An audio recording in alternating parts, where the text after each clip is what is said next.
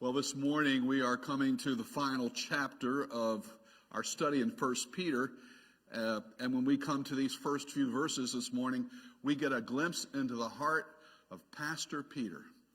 Maybe that's an unusual way to describe Peter. Maybe you've not heard him referred to as Pastor Peter. You know, of all the disciples, Peter appears to have been the most outspoken, the most brash, and the most impulsive. When we began this series, in the introduction, I said that I didn't get the sense that Peter was particularly refined or sophisticated. He was a disciple of Jesus who vacillated between moments of great boldness and moments of gross cowardness. He was enthusiastic and strong-willed, and he demonstrated both faith and unbelief in his relationship with Jesus.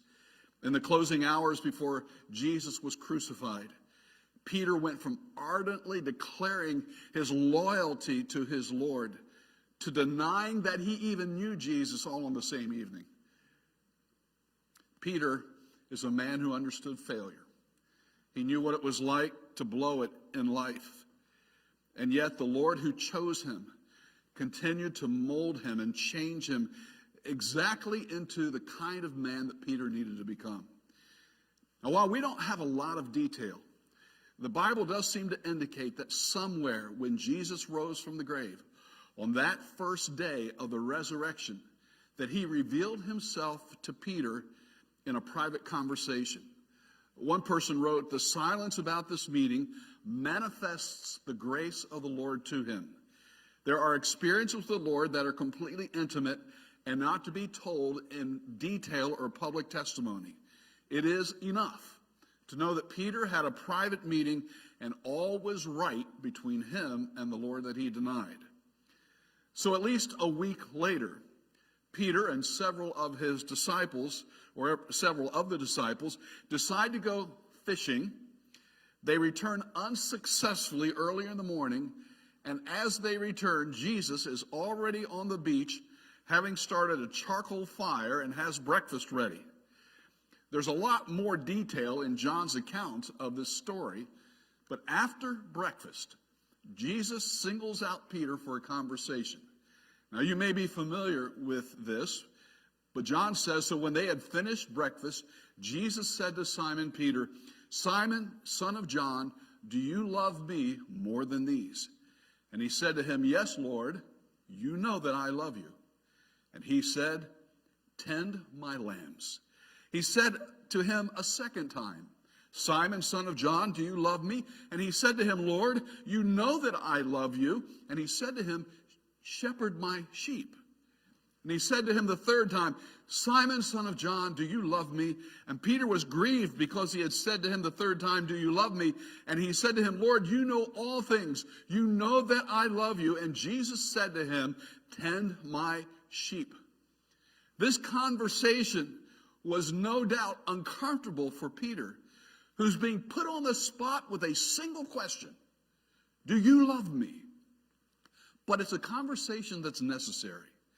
Now, I know that this is pure speculation on my part, but the fact that Peter had decided to go fishing in the first place may have been an indication where he was in his life: floundering.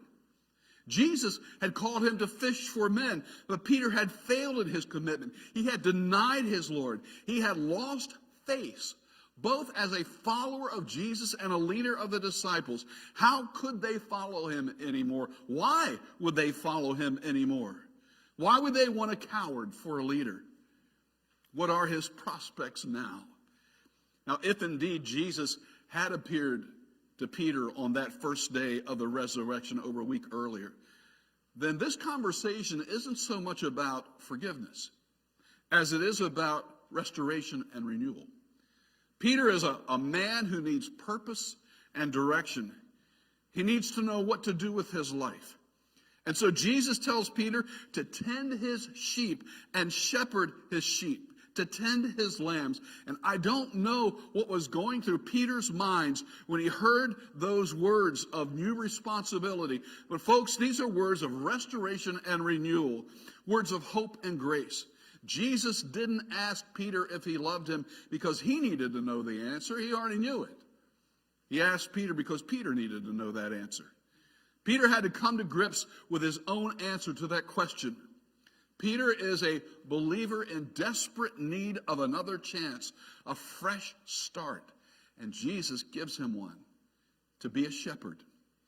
Now, previously in the Gospel of John, Jesus had referred to himself as the Good Shepherd.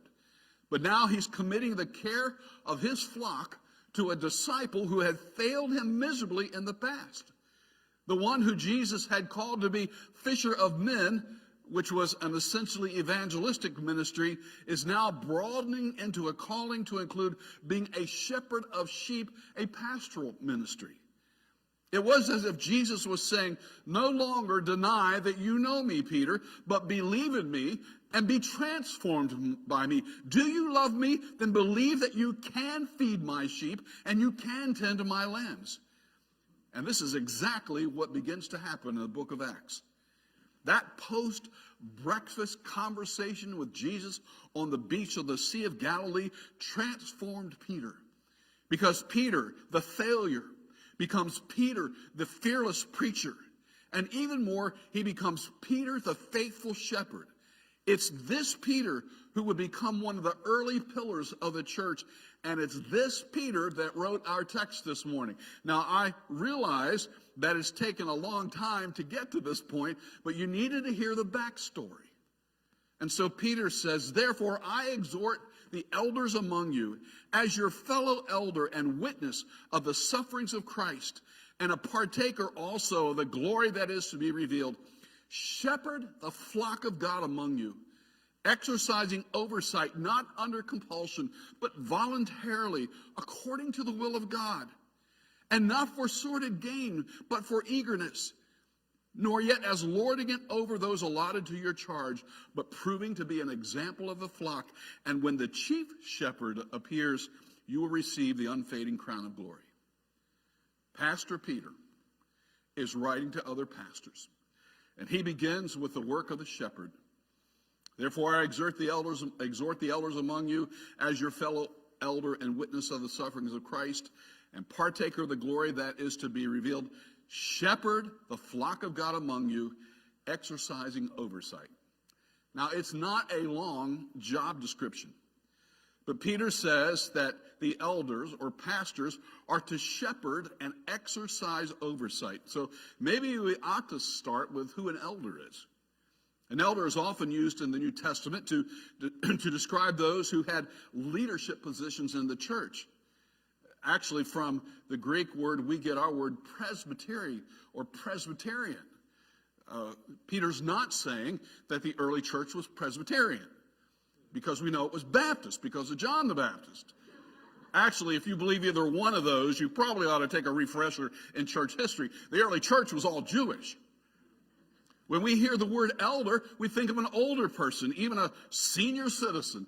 And you know what? We would not be completely wrong. In general, an elder was a leader whose authority came in principle from wisdom that's associated with age. In the New Testament, the term is associated with church leadership, and it's used synonymously with words like pastor and overseer or bishop. For example, Paul says in the book of Ephesians that God gave certain men to the church as gifted individuals, and he calls them pastors/teachers. In 1 Timothy, Paul writes that if anyone desires the office or aspires to the office of an overseer, it is a fine work that he desires to do. As a child, I remember that my maternal grandfather, who pastored little country churches in the hills of West Virginia, was called preacher by most of the people who knew him. Now, if preacher meant describing his role in preaching sermons in the church, then that meant the same thing as pastor. But if preacher means preaching the gospel, which is essentially the work of an evangelist, then it's not the same thing as being a pastor. It's a different gift to the body of Christ. Peter gives us an overview of the pastor's responsibility to shepherd and to oversee, which I think is really the same thing. The pastor is to tend or literally shepherd the flock. Besides feeding, shepherding includes caring, leading, guiding, and protecting. all duties and responsibilities that a shepherd would have for his flock. It is an oversight of care that involves physical and spiritual guardianship. I don't want to press this picture too far because I don't want you to get upset with me, but perhaps the reason pastors are told to shepherd their flock has something to do with the nature of sheep. One commentary said sheep are clean animals, unlike dogs and pigs. Sheep tend to flock together, and God's people need to be together. Sheep are notoriously ignorant. Remember, I'm quoting somebody else, okay? I just want to hear it. And prone to wander away if they do not follow the shepherd. Sheep are defenseless for the most part, and they need their shepherd to protect them. Now, I understand that we're using a first century picture, first century job description, and applying it to the 21st century church. But in essence, who a pastor is and what he's supposed to do doesn't change. Now, I hope this doesn't sound self-serving or get me into too much trouble, but a pastor is not the CEO of a church, because churches are not businesses and aren't supposed to be run like one. To understand the role of a pastor as an executive or a manager risks establishing the wrong priorities for both the pastor and the church. The effect of the managerial model on the church is that the number of people can often become the concern instead of the quality of those people. How many and how much becomes the qualifiers of success. Spiritual growth becomes less important than numerical growth, and budget becomes greater concern than building Christ-like character. A CEO wants to build an organization and is about results. Being a pastor is supposed to be about taking care of people. Now, I am not saying that great organizations and great people are mutually exclusive, but neither are they mutually synonymous. And this misunderstanding between pastors and churches can be the source of painful, hurtful conflict. 35 years ago, it's a long time, Dr. J. Adams wrote something that I think is probably more relevant today than when he wrote it. He said, the pastor must recognize that the scriptures are the basic management guide for the church. Any ways or means and goals or objectives that do not accord with that guide must be abandoned or modified so that they do.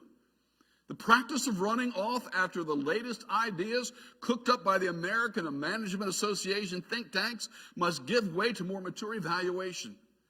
The greatest danger is for preachers who are discouraged over the growth of their congregations to walk wide-eyed into conferences held by well-meaning Christian businessmen and buy the tempting wares they find displayed on every shelf. These businessmen usually have little regard for the biblical principles of church government, little knowledge of the theology that undergirds the objectives of the church, and little ability or concern to do the painstaking exegesis that is necessary to acquire criteria by which to evaluate the world's products that they are wholesaling. Now that's a mouthful. But the shepherd's leadership of the flock, it's not like running a business. It's grounded essentially in relationship. And relationship implies an understanding and a knowledge of the flock. The shepherd knows his sheep. Jesus said, I'm the good shepherd, and I know my own sheep. And my sheep know me. They sheep hear my voice, and I know them, and they follow me. Shepherds are overseers of people, not overlookers of programs. You know, there are so many demands at times in a pastor's life that caring for the flock becomes secondary to just trying to control the flock. Even among God's people, conflict can and often exist, and a pastor can find himself in the role of being the mediator or counselor, if not the referee or the umpire. Perhaps nothing's more draining than having spent a great deal of effort in ministry simply putting out fires. Protecting the flock, folks, is not the same thing as fighting the flock. It's been said that a pastor must have the mind of a scholar, the heart of a child, and the height of a rhinoceros. A valid question should be raised at this point. Can a flock or a church become so large that a pastor cannot effectively take care of it? Can there be so many people that one pastor cannot give adequate pastoral care? And the answer is yes. And it may happen sooner than one might expect, because a church doesn't have to be a mega church for the shepherding needs to outgrow one man's ability. Many years ago, I attended a one-day small group conference led by Dr. Dale Galloway, founder of the New Hope Community Church in Portland, Oregon, and dean of the Beeson Institute for Advanced Church Leadership, who suggested that when a church grew beyond 50 members, it was impossible for one man or one pastor to give adequate pastoral care to all of them. I don't know where he got that number, but I can tell you he became very endearing to me that day. I imagine that number could fluctuate depending on the people and the specific congregation, but there will come a point where a pastor cannot personally give adequate care to his flock, at least not by himself. So what happens? What's the answer if a congregation has outgrown the pastor's ability to effectively shepherd it? Well, I guess you could get rid of him and get a better pastor. Or you could give him some help. You see, the New Testament doesn't go into a lot of detail of how the church is to be organized. The structure, the organization, and the government of the early church was something that was dynamic and changing.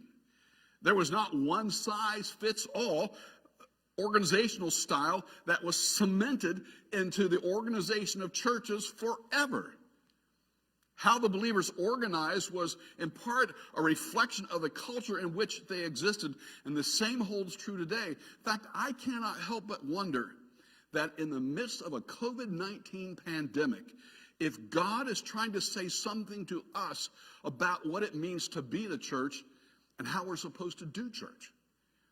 What does seem to be true, however, is that early church was led and governed by a plurality of elders, which would provide the benefits of mutual support and encouragement and accountability for pastors, and a more effective way to take care of the flock. Now, our church is a Southern Baptist church, and our tradition, usually, though not exclusively, is congregationally governed, organized with a pastor, or in our case, a pastor and a staff, and deacons. We are not elder-led, something at which we may want to seriously take a hard look and rethink. Now, the role of deacon can vary from church to church, depending on how that church sees deacons and their responsibility. In some churches, deacons are a board. They're a decision-making body, depending on the authority given them by the church. In our church family, deacons are an extension of pastoral ministry. They're not decision makers with regard to church business or finance. They're not an approving body. They're servants. Their role is to serve in a shepherding capacity alongside the pastor and the pastor's staff. Their role is critical in caring for the flock. They are not merely a crisis response team, but they are shepherds in the sense that they're to help oversee the health of the body. Now, this is the work of a shepherd. It is to oversee and to take care of the flock. And then Peter in the second half verse moves to the heart of a shepherd. And he says they're to do this not under compulsion, but voluntarily according to the will of God, and not for sordid gain, but with eagerness, not yet as lording it over those allotted to your charge, but proving to be examples of the flock. When I chose the word heart of a shepherd, because I think heart is a good word that describes not just a motive, but it also gets into this thing called calling. I heard about a pastor who was trying to raise money for a particular project he wanted to get done in the church. And so he got up one Sunday morning and told the congregation, I have fed the flock, and I have led the flock, and I have cared the flock. Now it's time to shear the flock. Well, I don't know if Peter says that pastors are to shepherd and give oversight, notice, not under compulsion, but voluntarily, according to the will of God. Being a pastor isn't just a job. It's a calling.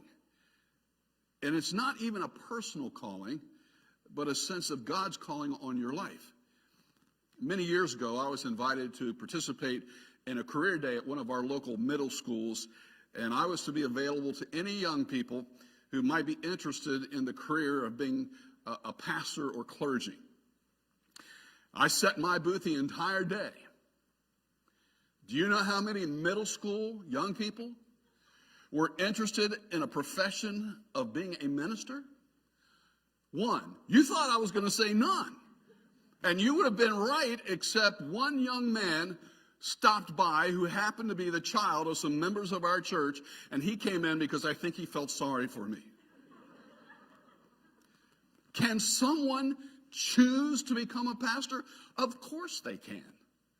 In the verse we referenced earlier, Paul wrote, if any man aspires to the office of overseer or pastor, it is a fine work he desires to do. And then Paul goes on to list certain qualities that should be true of someone who's desiring to be a pastor, because aspiration and qualification are not necessarily the same thing. So what then about this thing? What's this call? When I was in seminary, I often heard guys describing they're going into ministry. They said, I surrendered to preach. They talked about, I surrendered to preach. And after hearing a couple of those guys preach, I thought maybe they surrendered too quickly. I know I'm horrible, aren't I? But I think what they were describing was this sense of God's call in their lives. Now, I admit that this is a very personal and subjective thing.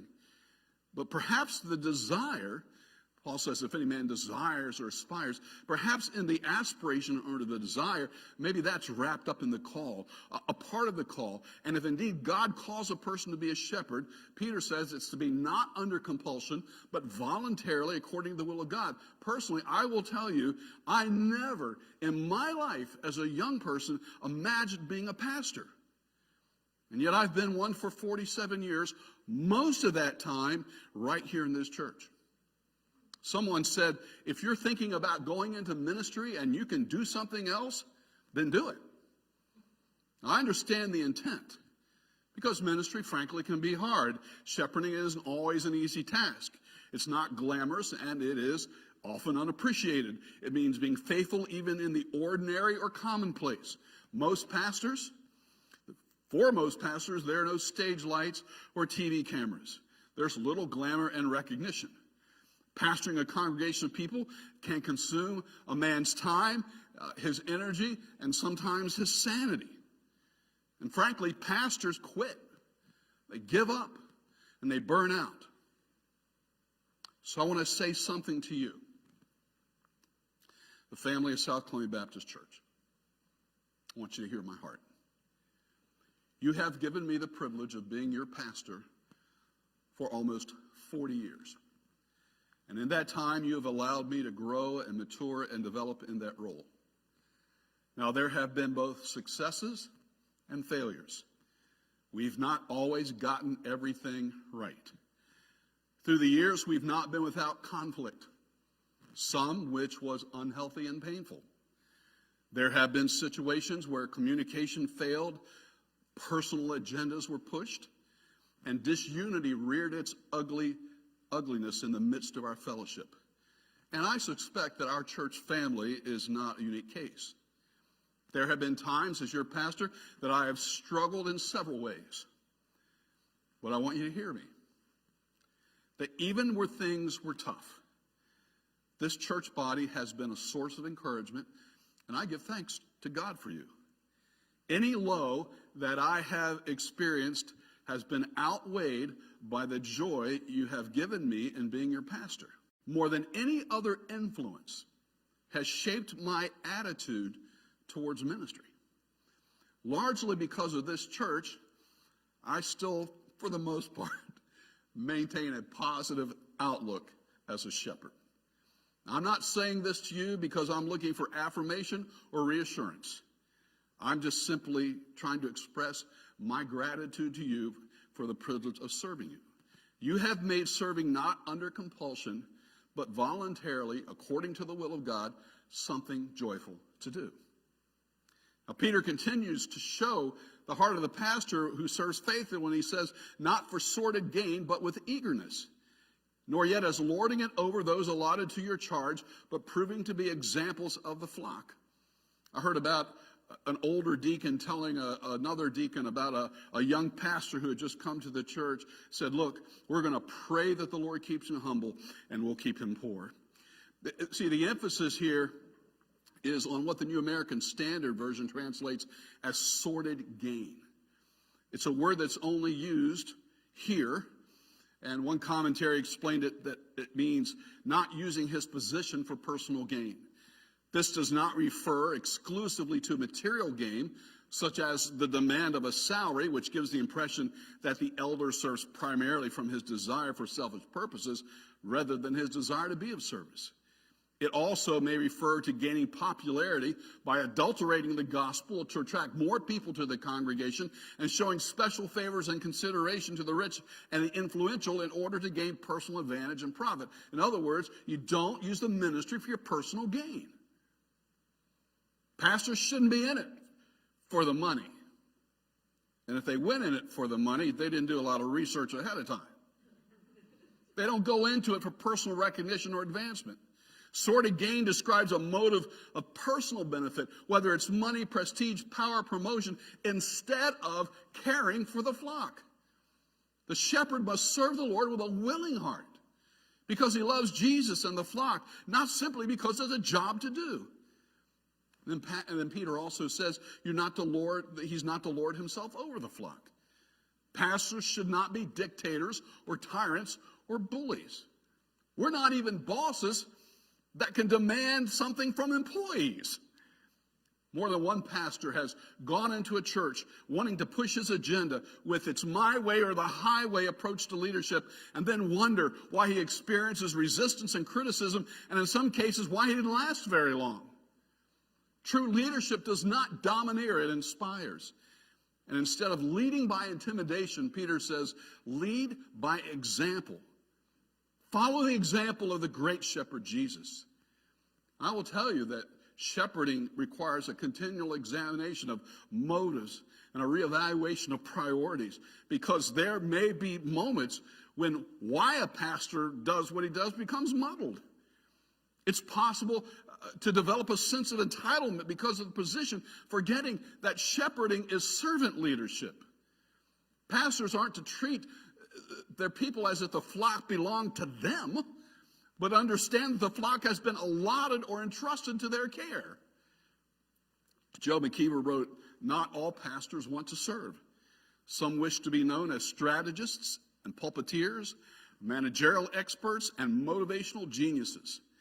But only those who serve are building a church that will last upon a solid biblical foundation.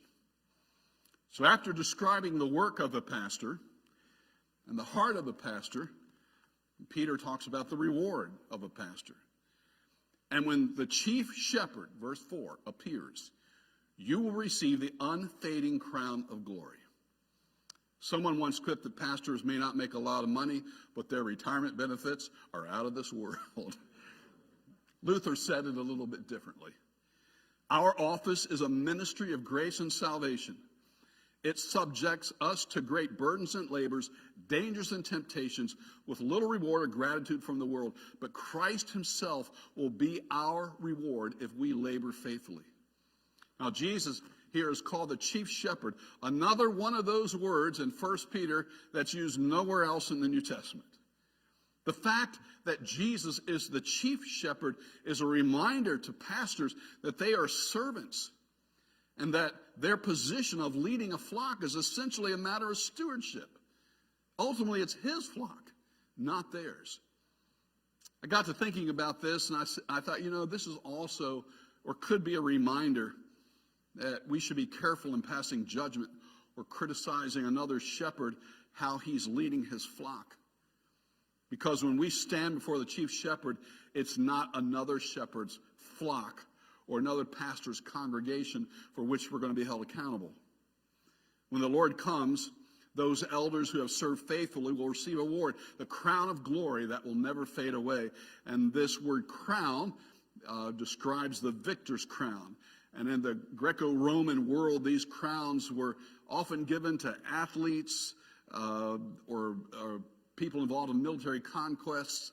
Kenneth Weiss, in his word study, said the crown given to victors is either athletics or war, is made of oak or ivory leaves.